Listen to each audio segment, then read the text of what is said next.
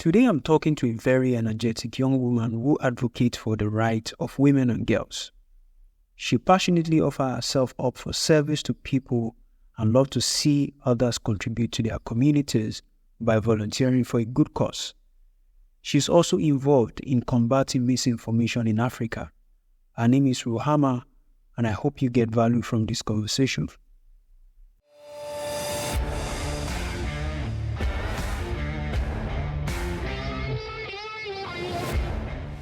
Awesome. Thank you so much for this invitation. I am truly honored to be here today, being interviewed by the Impact Badger. My name is Ruhamah Ifere. I'm a gender equality activist. I'm a community peace builder and the founder of the Youth Evolve, committed to advancing the rights of young women and girls and also young people in peace building, governance, and gender equality processes. I have a background in law from the National Open University of Nigeria. I'm also certified in politics, leadership, and policy from the School of Politics, Policy, and Governance, SPPG as it's called. I'm actually the founder of Volunteers Connect, an organization also that bridges the gap between organizations and volunteers. And so far, since I started out in 2017, I have been able to, catalyze behavioral and attitudinal changes in the minds of young people, over 7,000 of them in Africa. And I've been opportune to speak to young people in Nigeria, Africa, and also internationally. I've also been recognized. I've received awards from the Young African Leaders Initiative. I received awards from Opportunities Hub in 2020 as one of the top 40 young people impacting. I've received award as one of the top 25 women in African women in peace building from the Galaxy of Peace. And several others, yes. And I'm very passionate about gender equality and peace building. I picked up a couple of things in your introduction. I picked up activism, advocacy, gender equality. Why activism? Why advocacy? And why gender equality? Yes, this is a good question. Activism, gender equality, and advocacy. I think they can all be summed up in advocacy as a whole. And prior before I started studying law, my major aim or my major drive in this life has always been to be a voice for the voiceless, and to speak up for people whose rights are being interfered in, whose rights are not well protected, they're not well promoted, primarily because of lack of awareness or because of corruption on some parts. And because the truth is, if you want to have a saner society, if you want to have a society that is developing and then sustainability can thrive, it means that the rights of people have to be protected and promoted at all times. And that was one of the reasons why I decided to study law.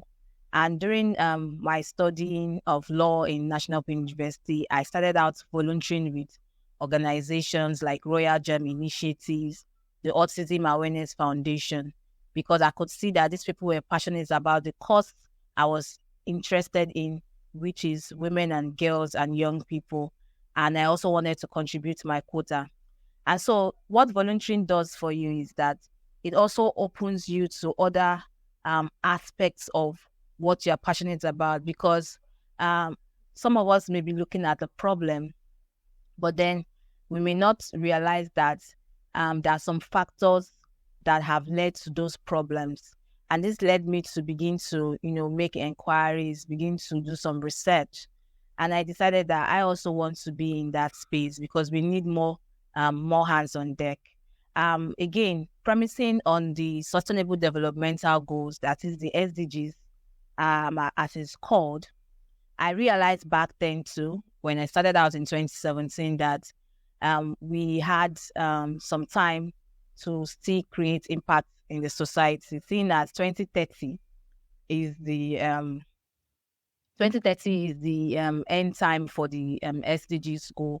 And right now in 2024, we're like 6 years left to 2030, right? And there's still a lot of work to be done, because a lot of things have further broadened the issues that was identified years back when the United Nations sat down together to come up with the SDGs in 2015. So we have crises all over.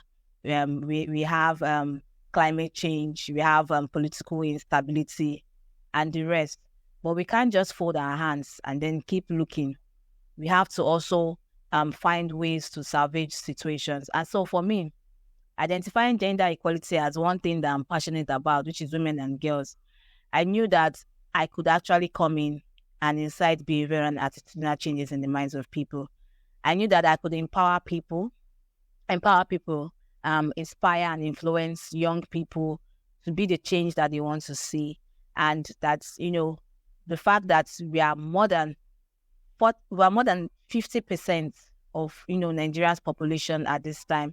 It goes to show a lot that there's a lot of potential that young people have. And when harnessed positively, there can be a very great impact in the society. The idea of your idea of advocacy and the kind of energy you put into it is kind of very commendable. And your why, because at the end of the day, people have to have a why, a strong one, tied to the reason they are doing something. It has to be personal. And I believe this is personal to you.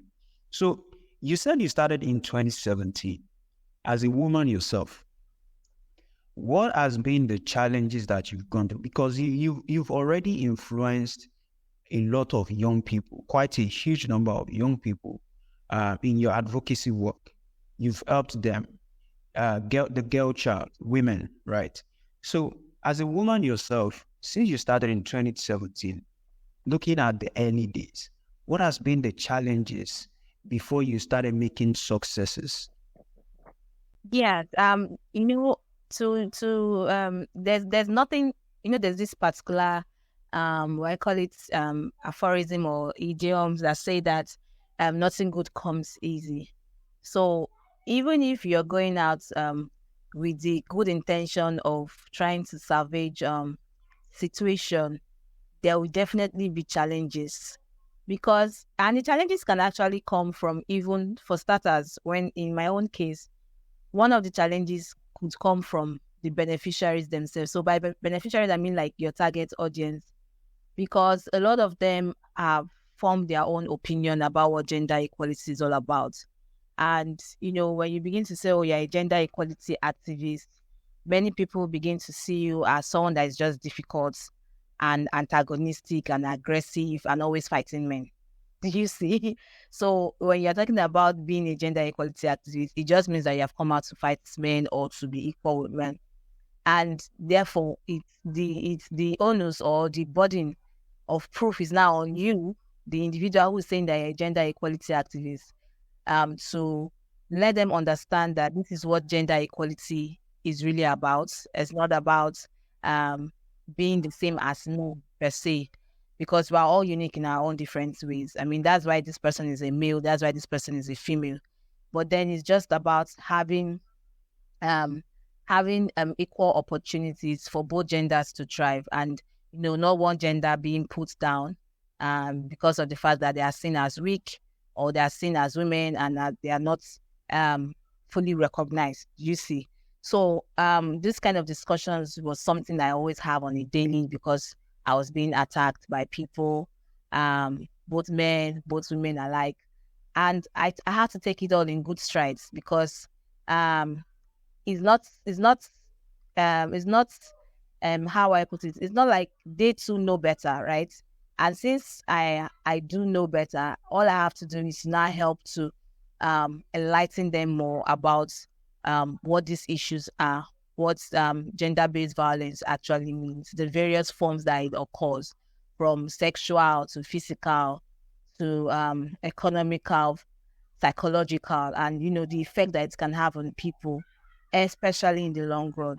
And again, premising on law, because I have background in law and I know what the law says about different issues. You also have to let them know that such laws exist and that those laws are meant to protect people and enforce the rights for women and girls.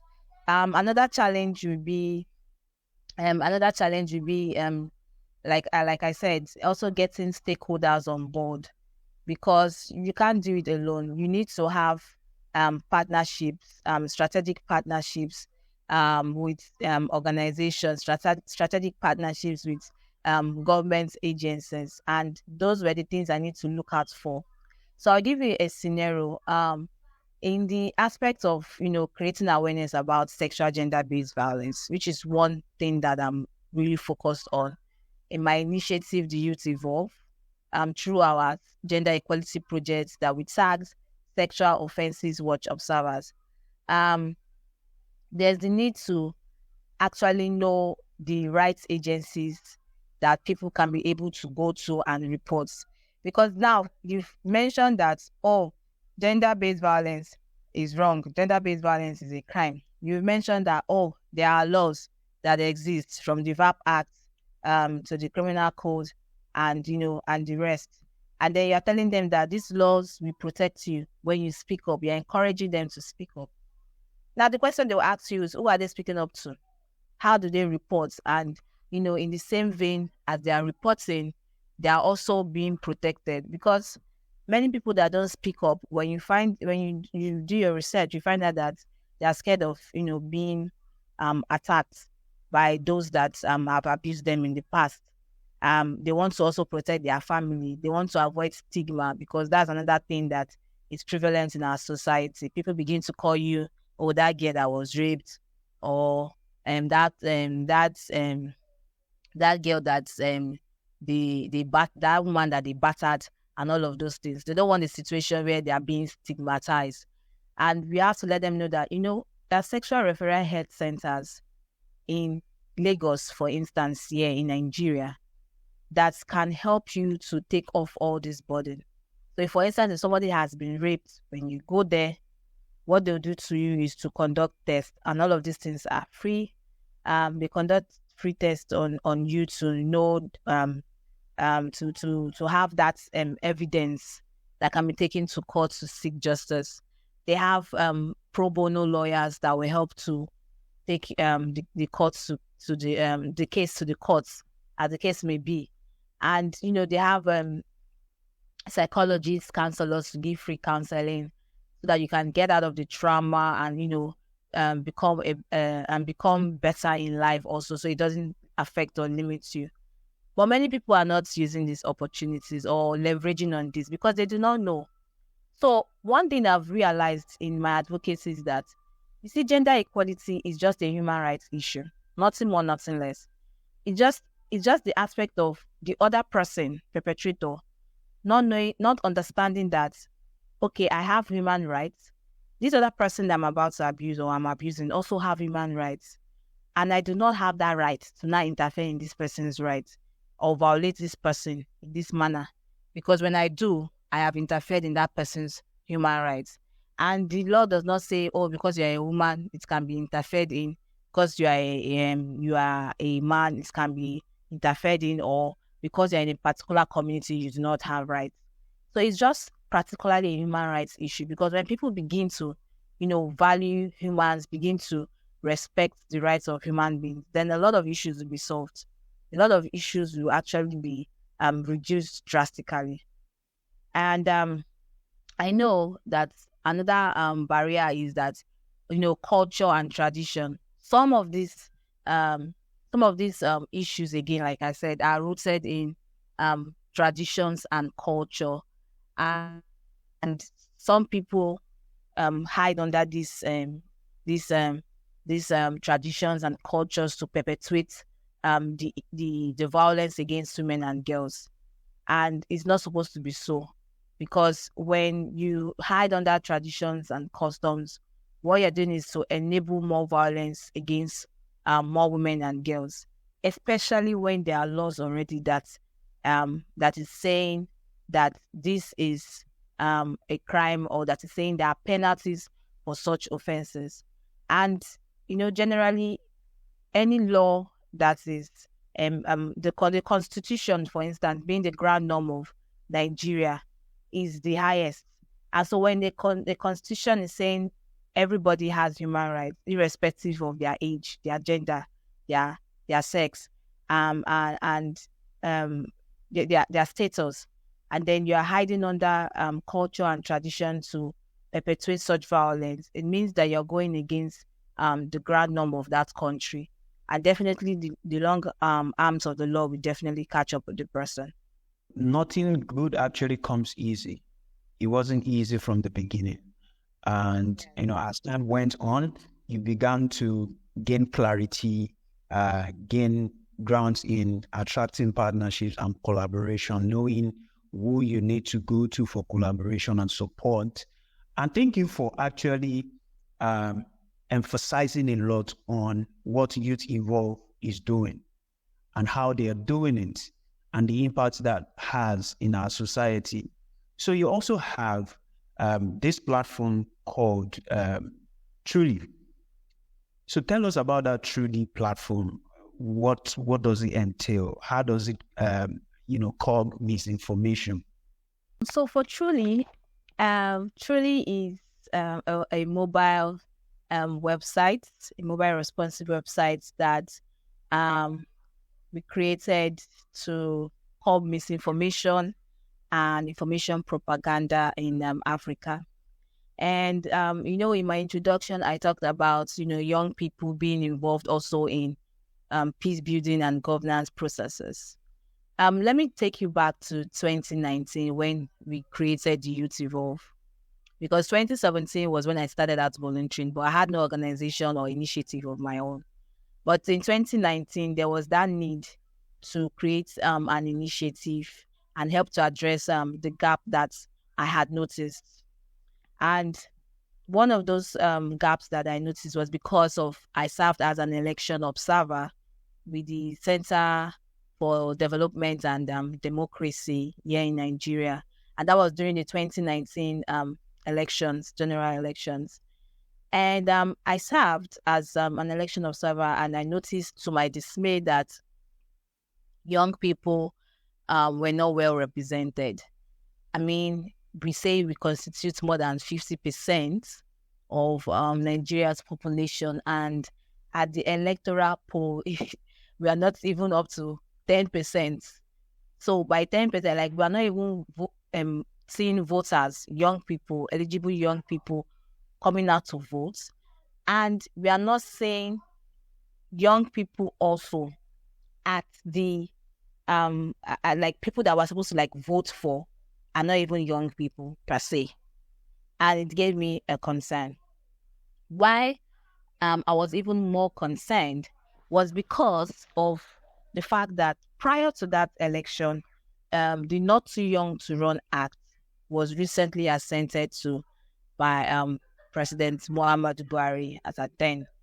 And what that meant was that, because if you go through the Not Too Young to Run Act, it's enabling young people to, come out and run for positions, right? It's enabling young people to exercise their voting rights and, understanding their power. But somehow it didn't really translate into what I was seeing at that moment. And I collaborated with a friend and said, okay, let's create Youth Evolve to tackle one of these issues that I've noticed, which is these young people underrepresented in governance.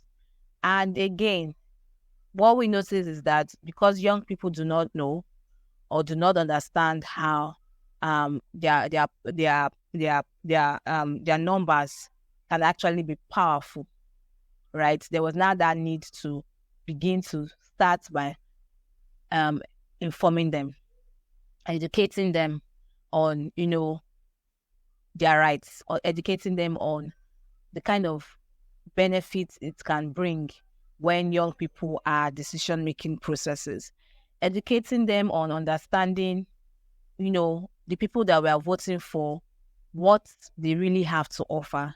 Because when you go through some manifestos, you can tell that, okay, this is what this person is about. And if eventually voted, this is how this person is going to show up as, an elected representative. It's the same thing we also continued last year election in 2023. All the contestants that, not all, like majority of the presidential contestants, we identified their manifestos and we really distilled, like broke it down to explain to you what this part is saying, what this part is saying, what that part is saying, so that you can make informed decisions and not begin to vote based on tribe or vote based on an ethnic group, or vote based on how you feel. And we have to even mobilize more young people to come out to vote. And then also, because that prior before that election, we also noticed that young people were being misinformed. They're being misinformed in the sense that they didn't have all the information that they needed to have, like, where their polling booths are, where they can get their voters card, how to search for their to see if it's ready and all of that, and generally to educate them on what this election process is all about. And that's how Truly came up. We participated in a hackathon by Code for Code for Africa. We came second place, and that was how we were able to leverage on that to build the website and point people to it. It's still a process. It's still a work in progress. But the general idea or the overall goal for Truly Africa is to reduce misinformation to the lowest and remove those things that would generally impede young people from participating in peace building and governance processes. Wow. I mean, that has to be quite a reason to jump in and ensure that misinformation doesn't destroy our society.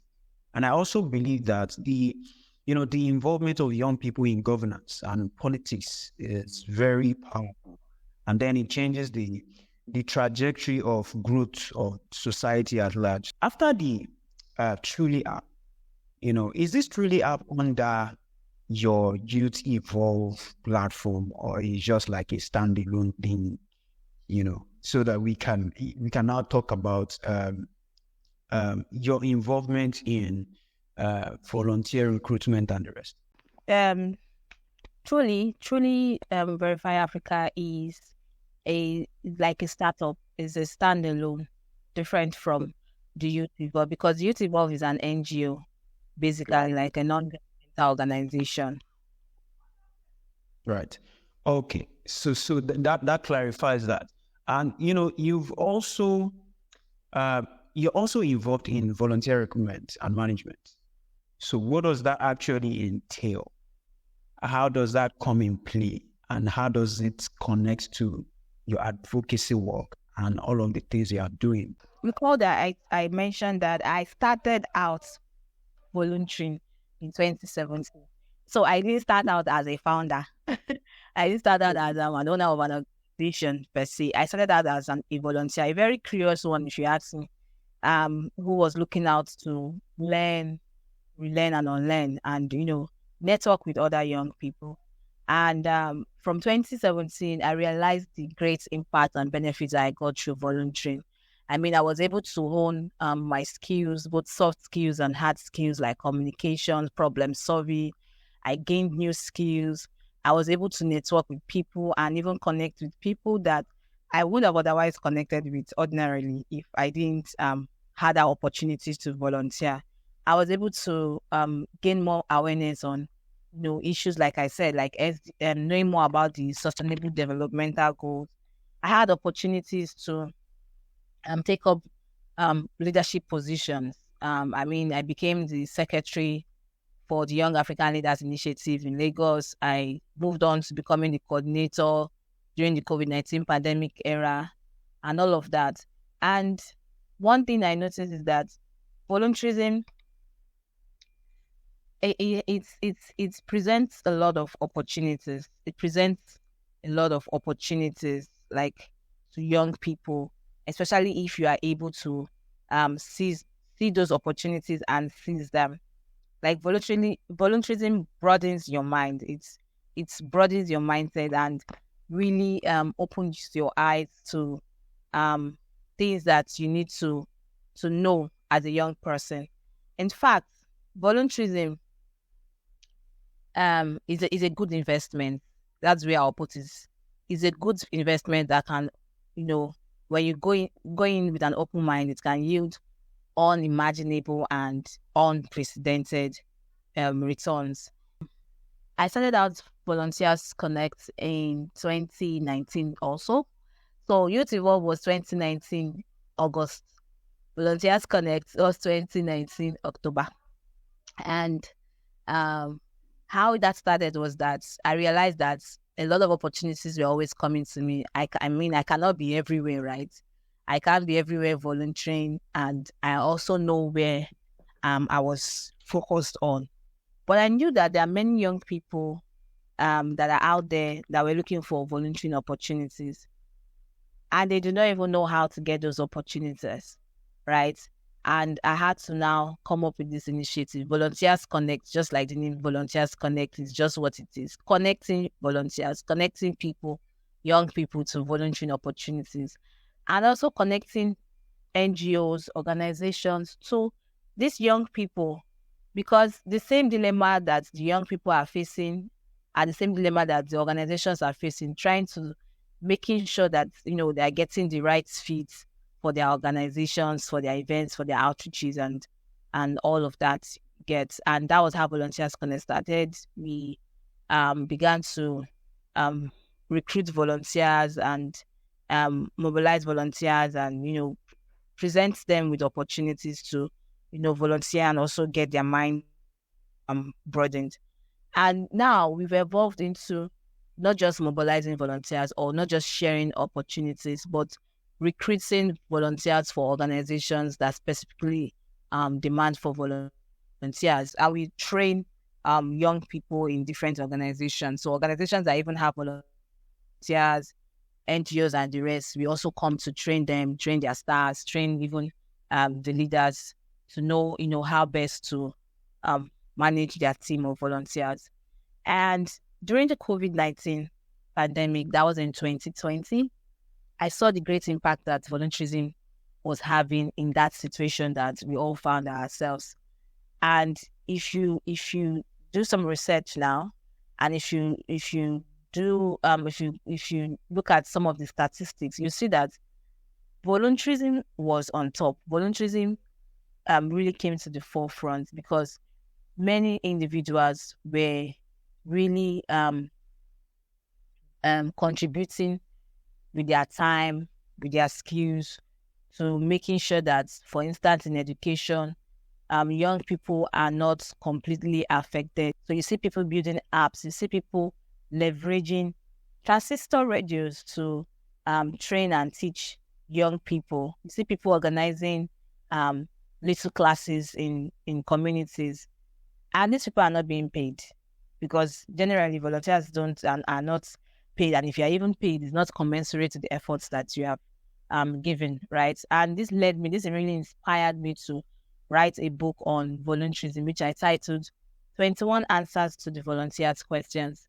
And there I really talked about, the kind of mindset to have as a volunteer, identifying your why, your skills. I talked about networking and, opportunities and how to really leverage on them. And so far, the feedbacks I've received goes to show that it's helped to really answer the questions that most young people have on their minds. This is a lot of things that you've gathered, you've tried to put together, focusing on young people, focusing on women, focusing on the girl child. And I can also understand that in all of this, you also have event management expertise. So how are you able to kind of, juggle that and embed event management into this that you're doing? How do we connect to what you're doing? So for event management, it's my business aspect because all that I've mentioned so far are not businesses, right? I don't make money from them. I just contribute my time and my skills to them. But then there are aspects where I have to make my money because you need money to even run some of the projects that you want to execute, right? And you also need money for other things, so personal and professional. And so there was a need to have my business, which is the event planning, and basically is to help plan events, plan events, plan um, programs and projects for people. And how this aspect came about is because, so, most of them are actually tied together, like you said. And this is it, because I don't know, I don't want to say, I don't want to begin to brag per se, but I think I am one of the people that just know how to see opportunities and seize them and jump at them, right? So there's this particular quote by Benjamin Franklin that says, jump quickly at opportunities as you jump at conclusions. I think I fall in that in that place. And because what I'm saying this is that this event planning is not really out of even what I do.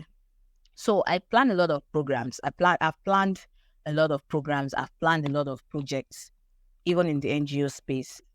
And I could see that even some people is even like a gap, because some organizations may not be so good at, they have ideas, but bringing those ideas to life is where they need people. That's why you see that some NGOs say they need project manager, they need programs manager and the rest, generally to help them to, bring out those ideas to life and, execute seamlessly. And that's how this event planning came about, because I know how to bring those ideas to life and plan those projects in a way that it should be implemented successfully, and it will meet the aims and the objectives from the very beginning. And that was how my event planning started. I've organized projects for NGOs, I've organized projects for organizations, and also for events that are not even in the advocacy space. And from the aspect of deployment of ushers to events, it's just very easy to do because I can leverage on Volunteers Connect, which I already have, and help to deploy for those that are interested in being ushers at events, and they get paid for it. Do you see? So I'm just leveraging on what I already have, and then I turned it into a business aspect in other parts. But they're not what's the word now? They're not interfering in each other, because at every given moment I'm prioritizing what needs to be prioritized, and also also working with a team. Speaking about team, having the right members on your team will also help to um implement. We also help to not necessarily implement, but it will help to really allow you balance what needs to be balanced at every given moment. So for each initiative, I have team members. And of course, even though I'm like the lead or the head, I have people that have delegated responsibilities to and they know how to follow through those responsibilities while I just supervise. I'm not saying it's a bed of roses. I'm not saying, oh, it's easy peasy. But I'm just saying that when you really plan and you put things in consideration and you're able to delegate, you know exactly what you're looking out for, and you're able to prioritize, then you can be able to achieve a lot of things. I see how everything is now connected to even your event management business, as you call it. And in the past, you've been recognized and you've been awarded by international bodies and local organizations and the rest. So how do you feel about that recognition based on the work that you've been doing over the years? Truthfully, I think if you even ask some people, they will tell you the kind of reaction you see on my face when I'm receiving award, at least those ones that are physical. I'm always in shock. It's not because I'm not doing the work, but because I'm not really out for the awards. I feel like if I'm really out for the awards, then I might have been discouraged a long time, because those awards didn't just come in almost immediately. Do you see? But because of the why I had, it kept me going regardless of awards or not. Now, I'm not saying awards are bad, but I'm just saying that these awards, they serve as a metric for me to do more. It just shows that people are watching, people are seeing what you're doing, they're feeling the impact, and they are just trying to let you know that, more grease to your elbow, more power to your elbow, giving you a pat on the shoulder. That's what awards are, and it lets you know that you are recognized, your works are recognized. You understand? And for all the awards that I've received, both physically, online, and virtual, I am truly humbled and grateful for those awards. And even though I don't always see it coming, I don't know why I don't always just see those awards coming, but I appreciate the thought and the recognition of my organization, Youth Evolve, Volunteers Connect, and myself. Right. I think recognition and awards are, in a way, a kind of reminder of the great things that people are doing. And it is a token, or say a touch on the shoulder, that there is more work to be done.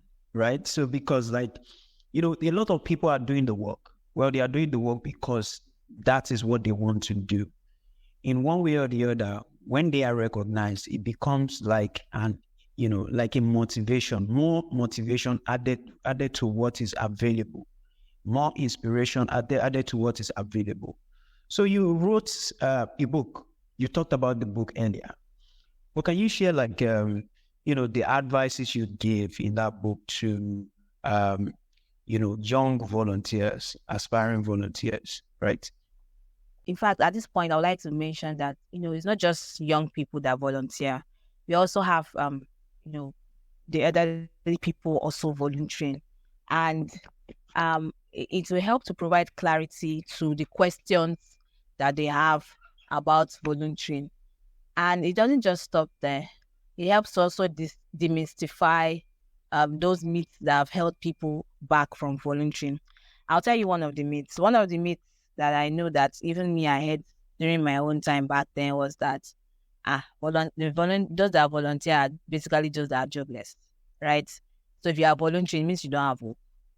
So when you finally have work, you won't volunteer. I don't know about this kind of thing, but it's not true. It's not the case, because if you look at it, it's not that those volunteers are jobless, or that they have all the time in the world. In fact, right now we even have corporate volunteering. You see some organizations implementing their CSR, corporate social responsibility projects, and some of them leverage their staffs to volunteer for those kind of events. It creates a bond, and it allows these people to know themselves more from the professional workspace. So there are a lot of benefits to volunteering, but if you don't come in with an open mindset, it may hinder you, and you may become discouraged at the end. In fact, another myth is that who tells you that you must volunteer from Monday to Sunday? Because that's another thing some people will say, because that's why they say you are even job, right? So I don't know yes. Why? Who told you that it must be from Monday to Sunday? And who told you that if you don't put on a branded T-shirt, then you're not a volunteer? Those are the things that we need to demystify, so that people can understand that everyday little efforts count. And it doesn't necessarily mean that everybody has to be on site. For instance, there are some people that is how they have to be on site. And then there are some people that don't have to be on site. They are the ideators, that the ones that will be in the WhatsApp groups, coming up with ideas. Even a graphic designer can volunteer his skills. Is he on site? He's not on site. But when it's time for an event, he's creating flyers. Like, like I said, even COVID-19 really threw more light on online volunteering aside from on-site volunteering, so that people can know that we all have a role to play. We're all volunteering one way or another. So these are the kind of myths that I try to demystify in my book, 21 Answers to the Volunteers' Questions. And also when I'm invited to speak at events, because I'm also a public speaker, I also try to allay these fears. At the end of the day, we want to let other people, see in general young people, to see why they should be thinking in the direction of impact, right? Because, people think about impact as when you are doing a massively impactful thing. But it starts from the very little things that you're doing. Like what you just said, you don't necessarily have to, give everything. You could probably bring your skill to support a cause. You could probably bring your time out of the time that you have to support a cause. And I mean, this, based on the work that you're also doing, it is actually inspiring other young people. The more stories that we put out there about your kind, your kind of person, those that are so selfless that, hey, they do not care how much time that takes out of their time. They still do what they have to do regardless. So I'm pretty sure that you have future aspiration. I'm pretty sure that you're looking into the future. So looking ahead, what are your plans? What do you aspire to do? What impact do you aspire to make? Of course, we do have future aspirations. I mean, that's what keeps us alive, or that's what we can, some people term as purpose. And for me, my future aspirations is to make policies, like be part of policymakers in Nigeria. I plan to join the lawmakers in the National Assembly to make policies that will help to advance the rights of women and girls. My future aspiration is also to be called to bar and then begin to practice law as a profession, professionally, and be able to provide pro bono services for women and girls in marginalized communities.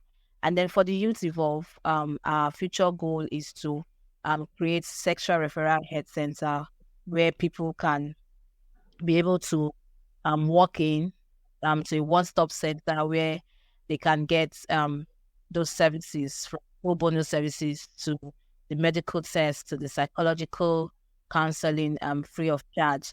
And then we are able to also help to bring justice to these people.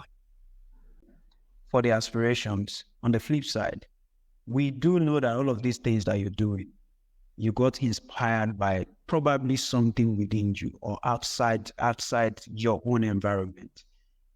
Maybe by reading books or, holding somebody as your mentor, right? So, great people that we know, they read books. So could you share one or two books that you've read in the past that has changed your life? The first book that has really inspired me is a book. I can't remember the author, but I know it's Katie something, but it's titled "Run for Your Life." And the summary of this book or this novel was that there was a young woman who was basically running for her life, and with the help of a good lawyer who understood the law, how to help seek for justice, she was able to get that freedom that she really sought. And it opened my eye to see that it's not just about laws, but also about having people that can execute these laws or implement these laws that have integrity, that are ready to serve, servant leadership. And I understood that there's a lot of ignorance about the law and the provisions, and more people need to be out there speaking up for the voice. And that's actually motivated me more to study law back then. Mm-hmm. Yes, so that one. Then another book that I know that I like so much, because there are several others, is The Richest Man in Babylon. They talks about money. I'm trying to look for the right word, but I'm very particular about wealth and about having a wealthy mindset because, again, most of the things that we do, there's a need for that, funding. There's a need for that money to help push some works to some places, and we need more people that have that ability to be able to contribute to the works that we do.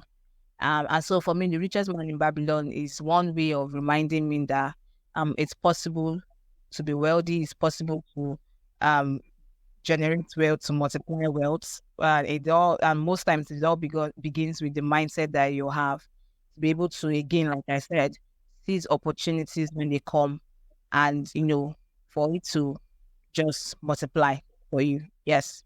I'm going to be ending this conversation with a quote. This time, a quote from John C. Maxwell. He said, "Ordinary people with commitment can make an extraordinary impact in their world." So the idea of that, this is me speaking to you, that the change that you make, the commitment that you're making to all of the work that you're doing is actually a testament to the change that you're seeing in the society. So thank you for doing all of the work that you're doing. Thank you for being yourself. Thank you for helping other people also to see the reason to be an impactful person, and to also see their society as a society that has good in it, and to also allow them to also see a society that they need to kind of impact on, give all they have, such that everybody come together and we build a community or a society that is change-oriented.